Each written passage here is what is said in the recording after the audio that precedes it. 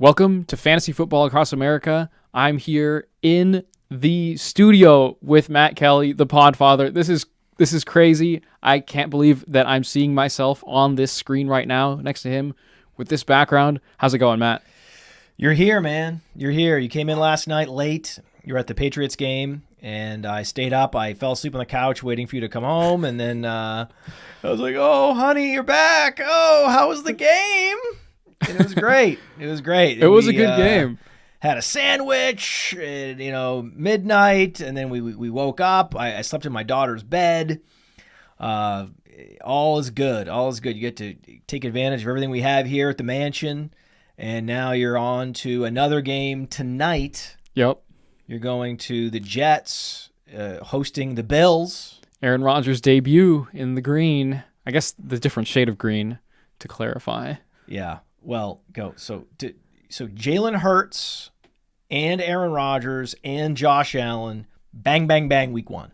Yeah, and then on top of that, I mean, I'm seeing the Bills again, so another Josh Allen game, and the Eagles again in week two, because Eagles Thursday night, Bills on Sunday. Right. A lot of these elite quarterbacks lining up early in the schedule for me here.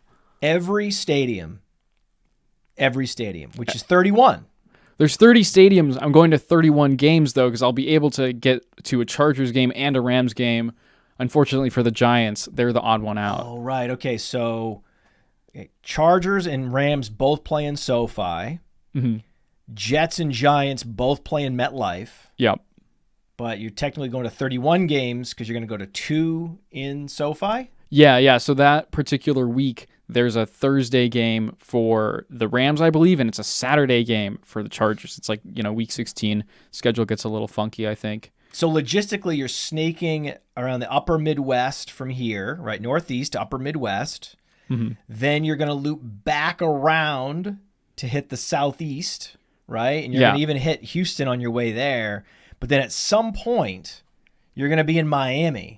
Yeah. And then what's the next game after the Dolphins? After the Dolphins, it's a Cardinals game. So we're talking Monday Night Football, Tua in Miami. And then that Sunday, the plan is to be in Phoenix, at State Farm Stadium, where Cody Carpentier and I covered the Super Bowl for PlayerProfiler. Right, yeah, memories. And catching the Cardinals game against, I have to double check who they're playing against that week. So, and you've told me about all these places you're staying. You have a VW conversion van, and there are actually people that are fans of the VW brand mm-hmm. that have driveways that you can stay in. And you were in Maine, in Somesville, Maine, which is near Bar Harbor, Acadia National Park. And because you had this is crazy. I can't believe this. Because you have a Volkswagen, you can park in their driveway. They gave you water, all the water. They hooked you up to their hose. They hooked you up to a power, mm-hmm. right? So an extension cord. So you're like, hey, all the electricity and water you want, just because you like the same type of car we like. Yeah, I mean, it's not just fans, I'd say. I mean, it's people who also have one, like the whole bus community with the Volkswagens. Yeah. I get it. It's great. I mean, I've stayed at a couple of these hosts, super, super gracious, very friendly and hospitable.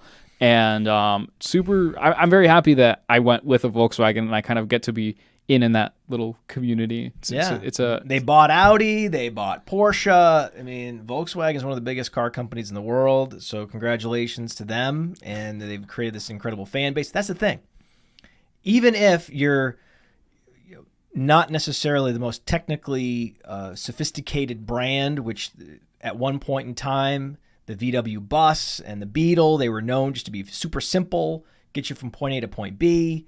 They were utilitarian, right? Mm-hmm. But if somehow you can capture people's imaginations, that brand affinity, eventually you can gobble up all the other car companies. It's kind of amazing. It's pretty amazing what they've done. It's pretty amazing what you're doing with fantasy football across America. Now we have week one action to break down.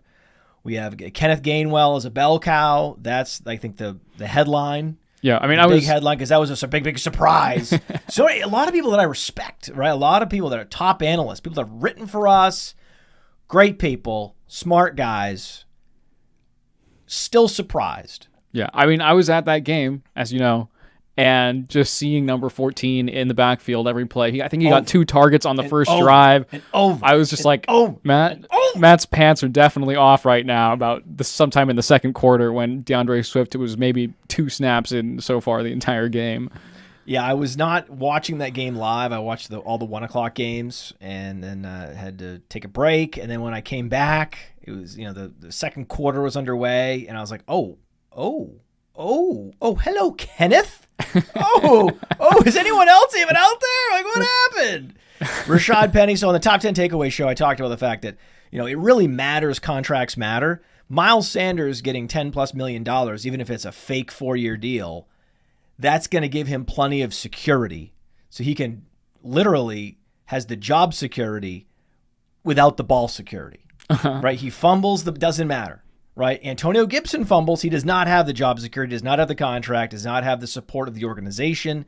So he fumbles and it's Chris Rodriguez time. Miles Sanders fumbles and it's back to being Miles Sanders getting, 5 to 6 targets.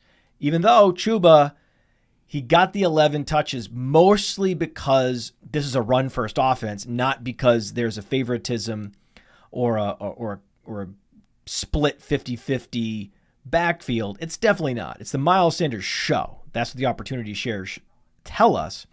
But just the total raw touches, really good news for Tyler Algier, really good news for Chuba Hubbard, really good news for even Roschon Johnson. I know he was in there for a lot of garbage time, but he was in there with Justin Fields. So it wasn't like they were just benching all the starters.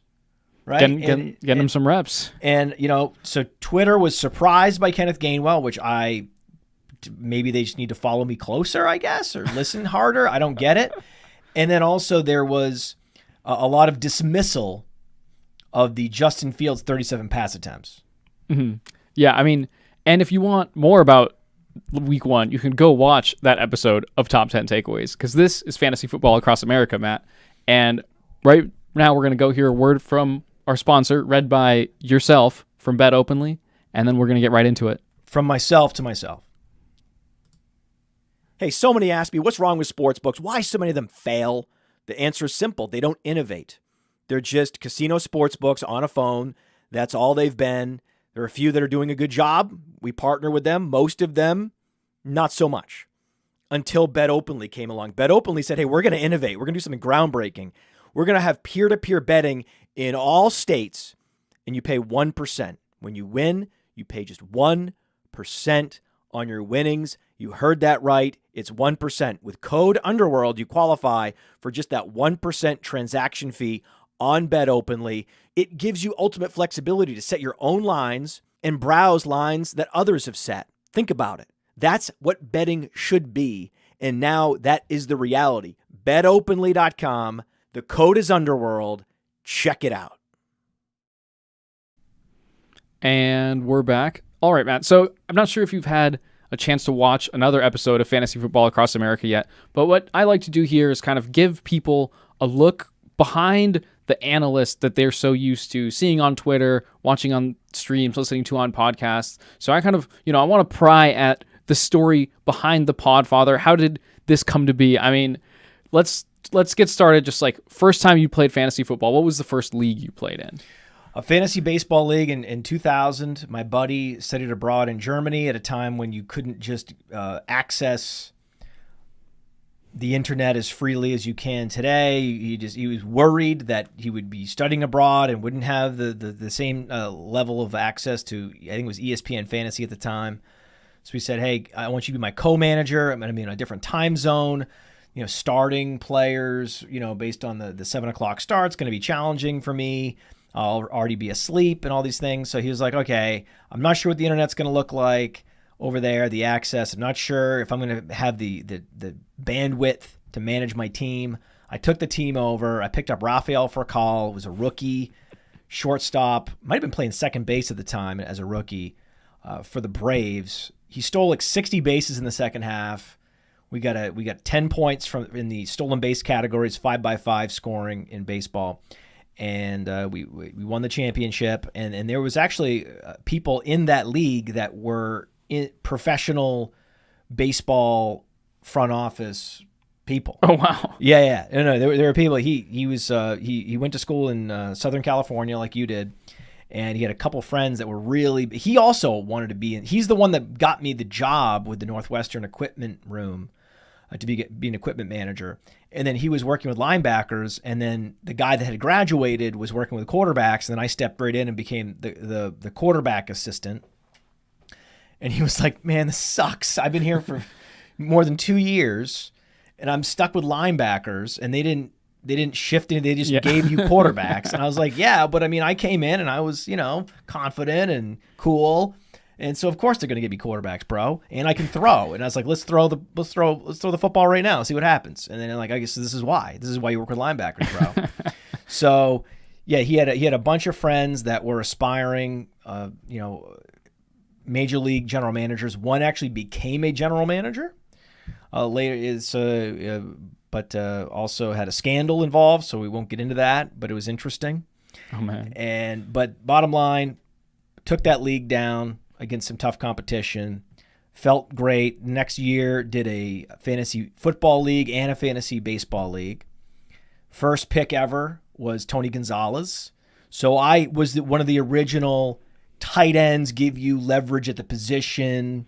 Travis Kelce in the first round, Gronk in the first round. I was one of the originals saying, and I, had this whole case for why Tony Gonzalez was a better first round pick than say Marvin Harrison. I knew enough not to go quarterback in the first round. There were still back then. There were a lot of quarterbacks who would go first round, and that was a huge mistake, as we all know now. But back because they weren't even scoring this at the same level that today's quarterbacks. The Hurts and the Josh Allens. No, there's no Mahomes back then. There were some really good quarterbacks, but it was just crazy that there's so many drafted in the first round. I knew it was either going to be Marvin Harrison or Tony Gonzalez, and I went Tony Gonzalez. It was good. It was a fine team. I don't think I won that championship. I always found football to have a little more randomness than baseball, and it made it a little harder. And so what I tried to do with Player Profiler was bring some of the metrics that I had used to my success, to great success, in baseball to football, leverage some of those. And yet what I've found is over the years, it's a different sport. Mm-hmm. It's a very different sport. And there's more randomness, and the numbers tell you less about how good these players are and what their future performances are going to be than with baseball. Baseball is more predictable. Baseball has a more sort of clinical, the sample size too. Yeah, it's a bigger sample size, but there are less moving parts with every pitch. Right. So every instance of statistics being scored has fewer inputs. Yep. Right. So it's a cleaner, more clinical approach to your analysis, as opposed to football, where it's the structure of the sport, the platform from which the sport opens up and the performances unfold is messier, is dirtier. Mm-hmm. There's a lot more random chance, bodies moving in directions that no one predicted on any given play, and that makes every play more difficult to predict. And then when you have fewer plays total, so you have a lot fewer plays in the course of a 16-game season as opposed to a 162-game season, and then you've got a lot more messiness on any given rep. So then it actually dilutes the power, the predictive power of the advanced metrics and analytics in football more than it is in baseball, and it makes sense. We've had enough time. It's happened. It's passed 15 plus years since Moneyball. Yep. And yet still baseball, after football has, again, had plenty of time to catch up. Yep. Baseball still leverages stats, analytics, metrics at a much broader base, much more sophisticated ways, and they've just invested a lot more in that area, in both the front office and on the coaching side, just in the strategy side, the in-game strategy, as well as the talent acquisition departments are much more heavily influenced by analytics in baseball, and I believe will continue to be. Definitely. Because again, football has had plenty of time to catch up. The alignment has happened, right? The convergence has happened. And yet on a per play basis, on a per game basis, on a per career basis, you're not going to get as many predictable data points from football and football games as you will baseball. So a big adjustment I've made over the last 10 years, and I've been talking about it this year in particular, is to incorporate more information about how players operate off the field. Their work ethic, for example, and their the systems that they play in. Some of those things matter more that are not quantifiable necessarily than in other sports where, yes, you want Mike Trout to have an incredible work ethic and to watch film on pitchers. But it's not going to make the kind of difference that it makes to a quarterback or to a wide receiver, where knowing when to be, where to be on the football field is as important as having the raw athleticism to make a play in the moment.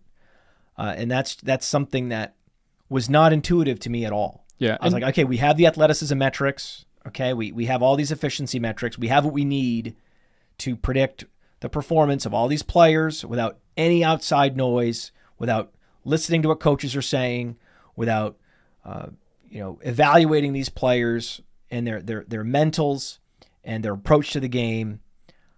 Now, when I hear DeAndre Swift is just not a lion, right? He's not, and you see the trades that are happening, you can go back and say, well, his efficiency was near the top of the league, right? And if this was a baseball player, probably he would slot right back in as a potential superstar, the prince that was promised.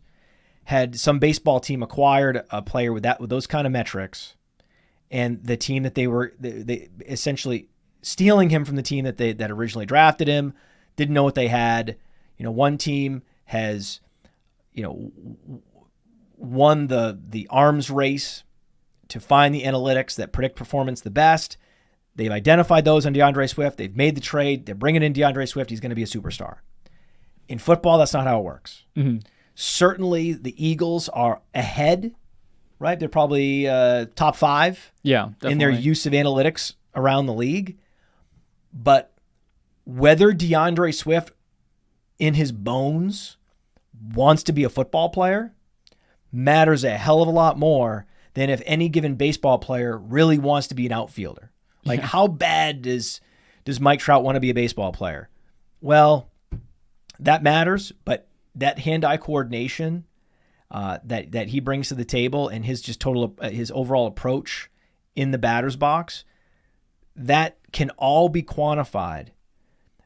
DeAndre Swift's approach to the game and his ability to acclimate to the playbook and to integrate himself into this larger sort of moving, dirty organism that is a football team is going to matter a lot more in that particular case. So yeah, the football is this organism, this dirty, beautiful organism, where baseball is more like a lab experiment. It's more like a laboratory environment. So they're two very different things, and the baseball approach to football analysis only gets you so far. And also from a fantasy perspective, in fantasy baseball leagues, you have, 6 months to accumulate those small edges day over day, week over week.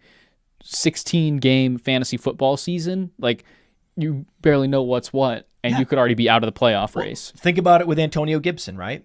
Antonio Gibson's on a team that already believes him to be fumble prone, right? He did lead the league in fumbles in 2021. Then he had only one fumble last year, but he already has that scarlet letter or that scarlet F, right, on his chest. So if he fumbles once, then forget it. Yeah. He's going to be robbed of opportunities, right, he might be robbed of hardly any touches in the second half, right? Which is 1/34th of a whole season. Yeah. So if he's not allowed to touch the ball at the same rate in the second half, he just lost 1/34th, which is significant. 3%. 1/34th is 3% of his season, and his ability to accumulate statistics gone, right? And did that have anything to do with his ability to play football? Did that have anything to do with the clinical diagnosis, numbers-based analysis of Antonio Gibson's abilities on the football field? No. It had to do with a perception that the coaches have about his ball security, and that's something that you wouldn't factor in a baseball context. Definitely. Let's say a first baseman's struggles to squeeze the ball. Once in a while, a first baseman might drop, right? A throw from across the diamond. And they know about it. It's a thing. But the idea that guy would get benched for 3% of the games. Yeah, that would be like missing a whole week's worth of baseball games. Yeah, they're not going to bench the first baseman for a week because he dropped one throw from the third baseman. That's what they did to Antonio Gibson, and that's the best microcosm that I have to explain the difference between football and baseball, and how you do have to open up your mind to things that the analytics snobbery would generally, and again, the reason I can say this with clarity is because I was that guy. Yep. Right, I was an analytics and metrics snob for many years, and I feel like now I'm even in a better position where I appreciate some metrics more than others, but I also have my mind open to other things to think about. And again, the Kenneth Gainwell, DeAndre Swift dichotomy is it, right? Yeah. I knew Kenneth Gainwell was going to be the guy based on two things that had nothing to do with stats, because the stats told me DeAndre Swift was the best running back. Mm-hmm. Easily, as a runner and a receiver. His efficiency metrics were better than Kenneth Gainwell. But I have Nick Sirianni wearing a Kenneth Gainwell t-shirt, and I have the coach speak from Dan Campbell.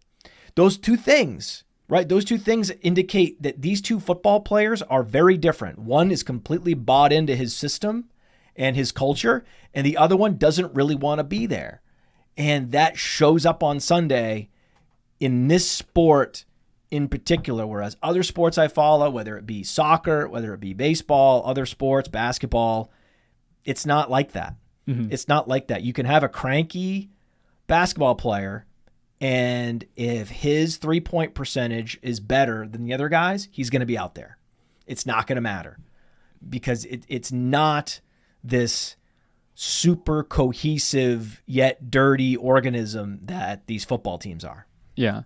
All right. And so while I have you here in the studio, I got to say, I noticed for the first time here in person, this is actually like a legit painting here that you have behind you. I always thought this was some kind of banner. Someone had just printed this. What's the story behind the background painting here? Oh yeah. So we can tilt it up for a moment for the video audience. You can see that's the mansion right there. You're in the mansion, and I'll tilt it back down here.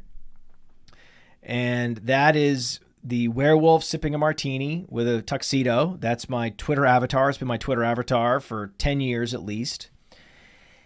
And when we bought this house and I saw this space and I saw this egress wall here, this is the roof line wall, slanted down. I thought this would be the perfect thing for some kind of mural. And so I had hired a local artist to come and paint on the wall. And she said, well, I think that's fine, but I think it would be better if we did a proper painting that you can move, and it won't, if you move houses, it won't stay here. You can take it with you. We can mount it as if it was painted on the wall. And I said, well, that's the best of both worlds. Let's do that. And then she said, well, what are you thinking about? And I was like, well, I do this show with Nate Liss, and it's kind of fun. And we have our top sponsors, Underdogs. We put the Underdog dog in maybe a spaceship with Nate wearing a Burger King crown. Why not?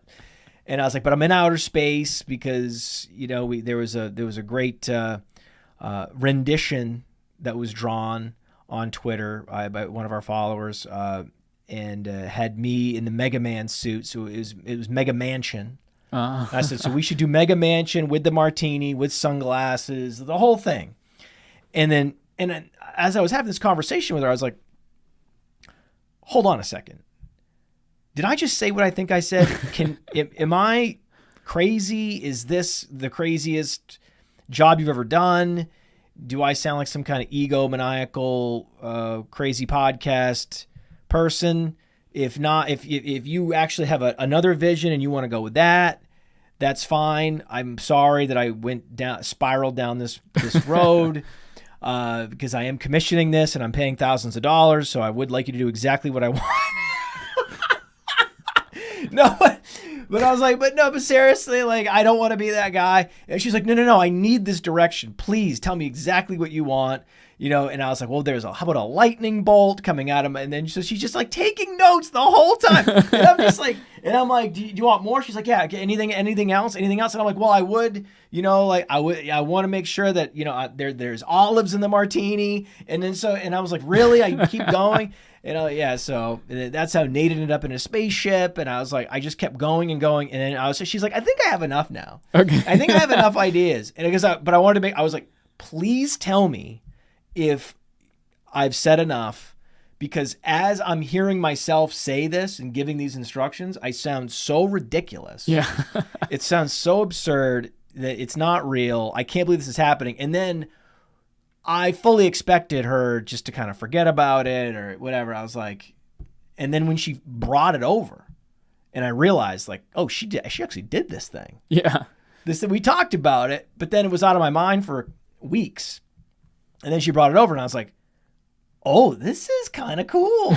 So, but if you go to these sort of YouTube influencer advice shows, so you could look them up on YouTube, where YouTube influencers, people that do do videos every day, they talk about best practices. Mm-hmm. Right? YouTube creator best practices. One of those best practices, you turn over your studio every year.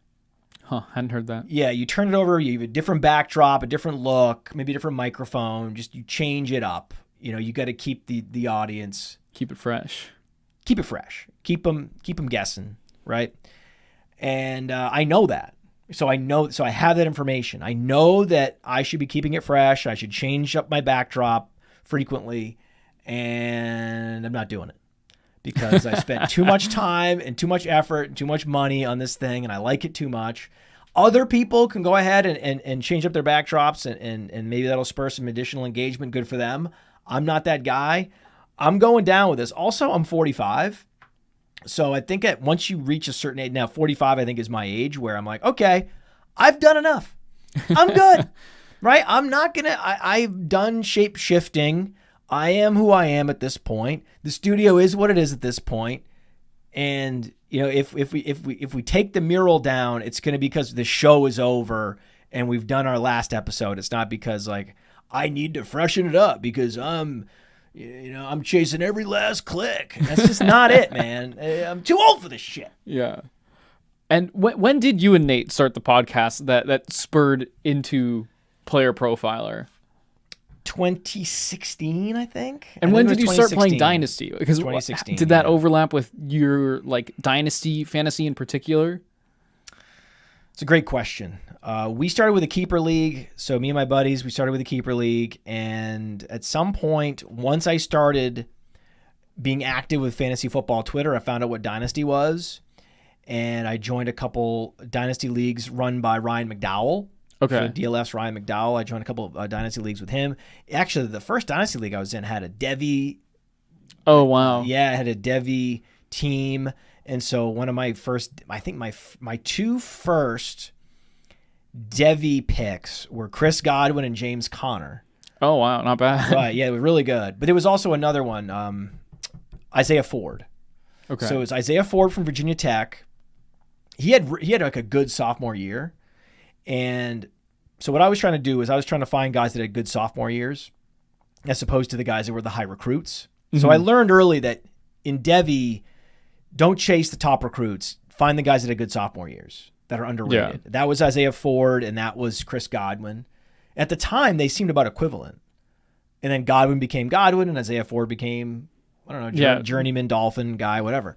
And then I just knew James Conner. He was famous because he was 240 at Pitt. He's lost weight since, but in college, he was huge. And he was supposedly fast. And so that one, people knew that he could potentially be like a Derrick Henry type, Nick Chubb type running back.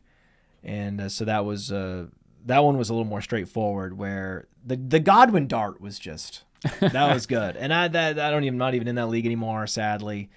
And I was in another league with Ryan. It was a best ball dynasty league. And that one, we all just forgot to do the rookie draft because we're all so busy and we're in so many leagues. Everyone collectively forgot about the rookie. What about that league we're in? Oh yeah, I guess it never happened.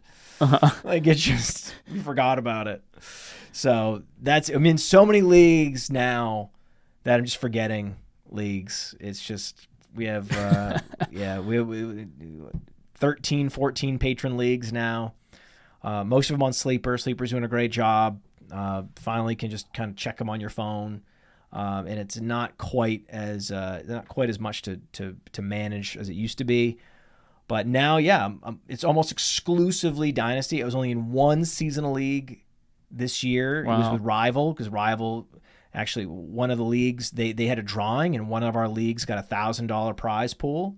Jeez. So Rival was providing prize pools for our listener leagues, and one of them won the $1,000 drawing, and then there's some $500 prize pools and $250. So thanks to Rival, they've been great for us. And now hooking up our listeners with these huge prize pools. So my team, my team in that league is the worst, which is just perfect, right? It's just perfect. I have a lot of success with Dynasty, and I'm a little bit snake bitten with seasonal leagues. This has been a thing, the Podfather curse. Jalen Hurts. Yep. Jamar Chase. Dallas Goedert. I mean, those are just the ones that occurred to me off the top of my head. I think you said Christian Kirk was on that Christian Kirk! Can you believe it? You might have maybe Waddle too. I can't remember. No, it was truly horrific. Yeah. There was no good, nothing good happened. Like nothing. We will pull it up. I have to pull this up. It is comical because you're thinking, well, what do you mean? Like a Jalen Hurts team with Jamar Chase. It can't be bad. Dobbins. It had Dobbins on it. Jamal Williams I started. DK Metcalf. Godwin, Kirk. Yeah. It felt great. It was one of those that I felt really, really good drafting it. Yeah, no, I mean, I felt looks really real good on paper. I felt really, really, really good. And then I think I have Gainwell on the bench, Jackson Smith and Jigba on the bench, Marvin Mims. And so I felt real good about my depth as well. I was like, lots of flexibility. This is going to be great. I'm just going to start my chalk players, get the W week 1, and then then Dobbins is gone.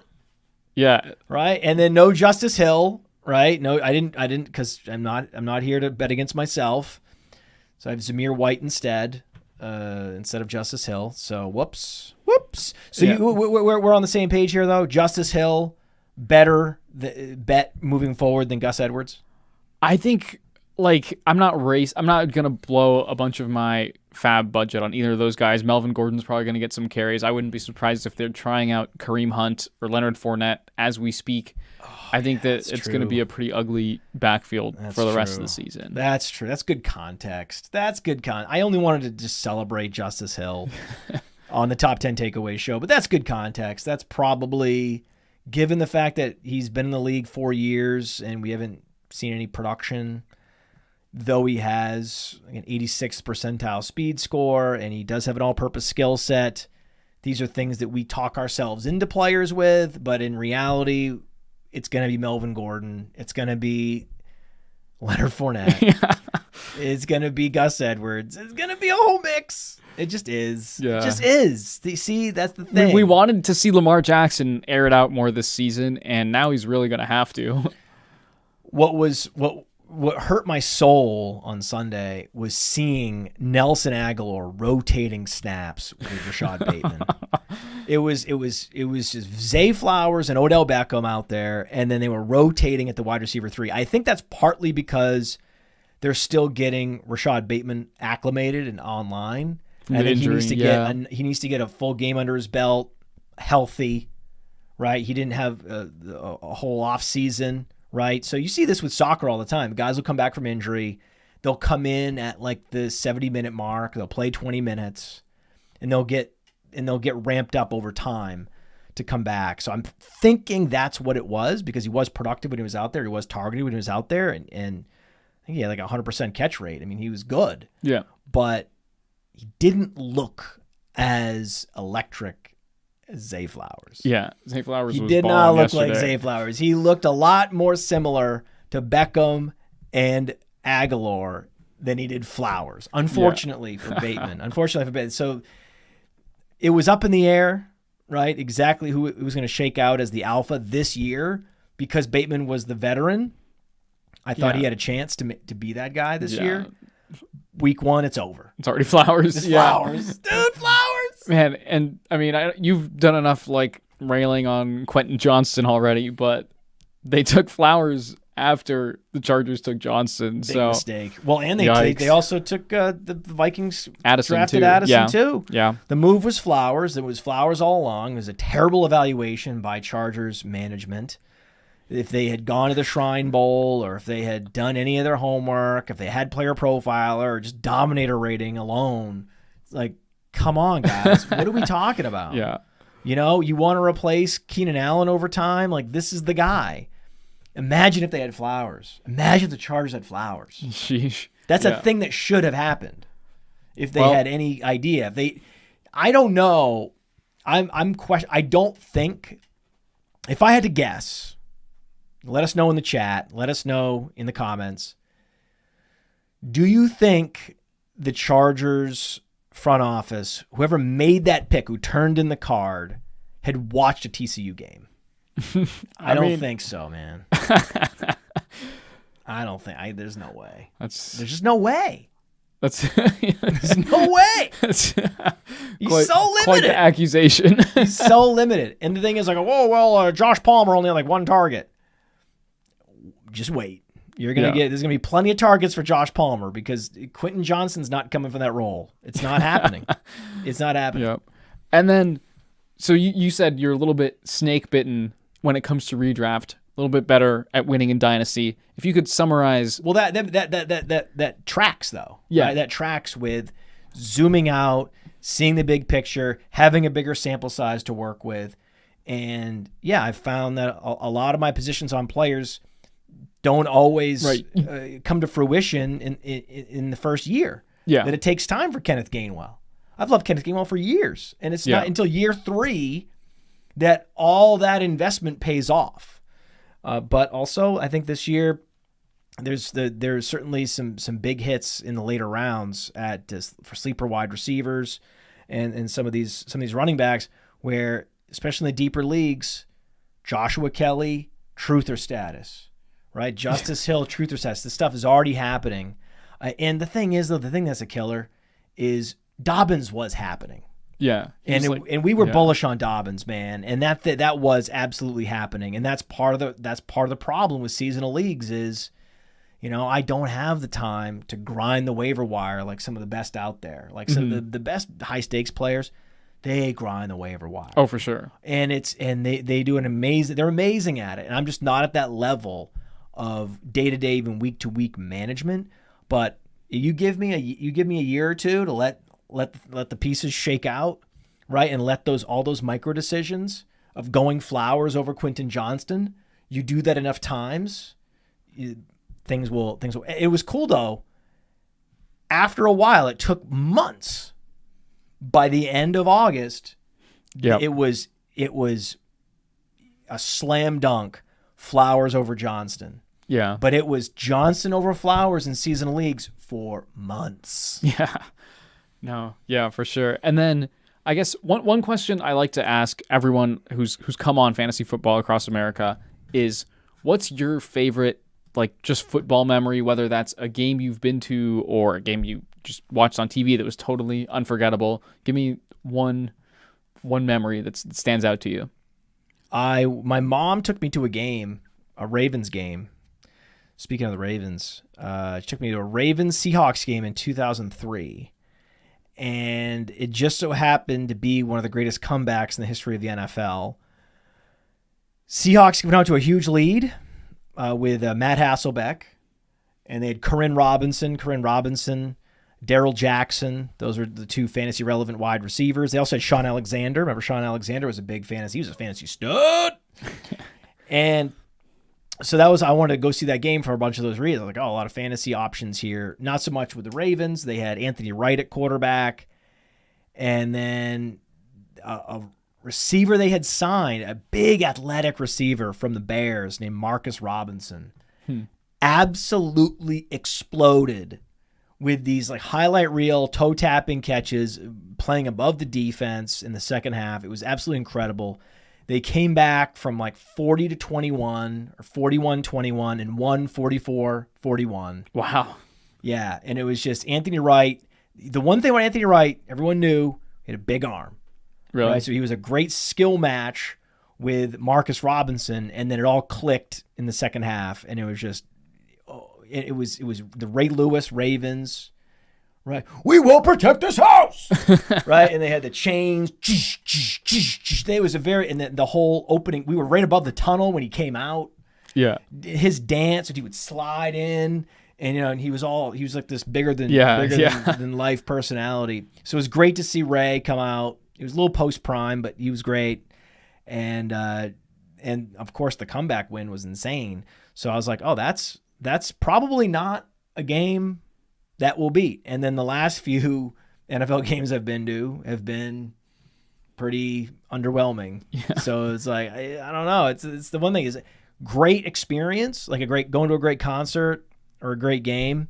But then also in the back of your mind, it's going to spoil the next few for me, unfortunately. So hopefully tonight will be good for you. Yeah, I mean, I think it will be. I think I got off to a good start yesterday. For a second there, I was worried that the Eagles were just going to boat race the Patriots. Looked like it, but the crowd got pretty into it. There was an almost comeback happening. I mean, Kayshon Boutte taps both his feet on that fourth down conversion, and we could be talking about a Patriots win yesterday. Kayshon Boutte was out there, man. Kendrick Bourne was out there. I mean, there were some bad receivers out there. It was pretty horrific. I think the number one receiver is Hunter Henry? Yeah, I mean, I think Hunter Henry, number one receiver. Bourne might have had more yards, but I think Bourne if you watch that game, Hunter Henry was the first option. Yeah, he was the guy. He was the go-to guy. That one-handed catch on the fourth down conversion definitely got the stadium pretty riled up. It was like 4th and 12. Yeah, something like that. It was crazy. That was one of the clutch catches of the day. Oh, for sure. Yeah, great, man. Definitely. Well, all right, and you got to get to the next game. Yeah, right? Yeah. Well, I mean, I'd like to, let's wrap the show up. I want to get, a few minutes of getting, fantasy analysts talking about something other than football for, whether that's just 5 minutes. Yeah. So tell me what you enjoy about living in Connecticut. Like, what is there to see out here? If someone's find themselves here, I know that I'm just passing through, but what is it that makes this place home for you? Well, it's Connecticut, it's Maine. When I was growing up in Millinocket, Maine, which is northern Maine, and you drove near there on your way through, and unfortunately, it was just too cold to be hospitable. Right, there was snow on the ground in April. There was the summer was such a blessing because the winters were so dark. I mean, it would get dark at 3:30 at night. When you're in those northern latitudes, man, it gets dark early. It's just miserable. And I know that there's been some the temperature's rising, and I know it's causing some problems in some places for certain. I understand. The Northeast, especially Maine, is benefiting. Like a lot of people are like, hey, we had just a horrific summer. It was too hot, right? Droughts, all these things. The one thing I will say is that this really is a refuge for the climate right now, is that especially in Maine, they were already a couple degrees too cold for most people to be happy. But now there's a huge influx. Like there's been a big influx of people to where I live in Connecticut for sure, because people want they want to fresh produce. They want better food. I think that's one of the things that Connecticut's known for is tons of fresh produce. Any given weekend, you can go pick strawberries, pick apples. It's a big thing that we do. And we're sort of equidistant from the farms to the north and then the coastline. And we just took the kayaks out. And so it's a great spot. It's one of those underrated. Billy's in the same situation in Bend, Oregon, where he's in that kind of, it's a spot where there's not yet a lot of people. It's not crowded, but you've got farms, you've got the ocean, and there are some places around the country that are not overpopulated yet that have kind of the best of all worlds with the terrain. Connecticut's there, Oregon's there, but where my parents are, like people are, I mean, it is exploding because just that 1 degree of temperature difference, that extra season, that extra couple weeks where it's not so miserable, it's not so cold that you can't, you need like a heavy coat in October. Just that slight change, I think it's, if there was if anyone was looking for a place to move right now with the way, work from home, I know that even Zoom has called everyone back to the office, which is amazing and hilarious. But we still, as you are, from a van, we're 100% remote. And there's plenty of companies that are launching every day that are 100% remote. And yeah, we might move back to Maine one day just because things are happening, man. Yeah, I mean, when I was passing through there, admittedly August, so the weather was pretty nice. Maine was gorgeous, so very, very cool spot. And then one last question before we get you out of here: what's like one just hobby or something you enjoy doing or thinking about when you're completely removed from football? Because I know it's hard. I'm sure I find it in my shoes. I'm sure it's even more intense in your shoes to just not even think about work or football, all that entangled. Well, it's tough because we're rolling out a bunch of new R&D initiatives that are taking up a lot of my time, in addition to all these shows that I love doing, and all in meeting with you and Theo and Billy, and there's so much to do every day that 16 hours goes by, it doesn't feel like work, but it does take all your time. Yeah. Right. It does take all your time. And I love sports. And so the other sport that I really like is now English Premier League, the EPL. And, if I have downtime and I really want to just veg out, I'm going to put on Man City. I'm going to check the Leicester City highlights from the championship. Right. I'm going to, that's my happy place. And one day I'm hoping that we can launch a fantasy game for the English Premier League. One day I want to do that. I want to do full coverage on the site. I want to have player profiles on, Holland. And I was actually at Epcot and I went to the Norway. There's a Norway section of the Epcot, around the world. And I asked him about Holland, and I said, "Oh, do you know this Erling Haaland?" And they're like, "Not Holland, Holland, Holland," And I was like, "Oh yeah," and then Martin, Odegaard. It's like, it's not Odegaard, it's Odegaard. And I was like, "Okay, Odegaard," I kind of really, and then like Holland, and so. Anyway, so that answers your question, right? Yeah. So when I'm on vacation with the family, I'm probably more likely to talk about Holland than I am, Aaron Rodgers. Okay. So, but it's still sports. It's still football, right? Yeah. It's just a different type of football. And then my daughter's playing football, soccer. And so she had her first practice today with her school, on her school team. So I'm excited to hear how that went, because she's been really kicking butt and getting better. And she, did a move that we had practiced in the yard for the first time in a scrimmage. And she was really excited to tell me about it. And I think I missed it by like 5 minutes. Oh, man. She's like, yeah, like 5 minutes before you got there, I did that.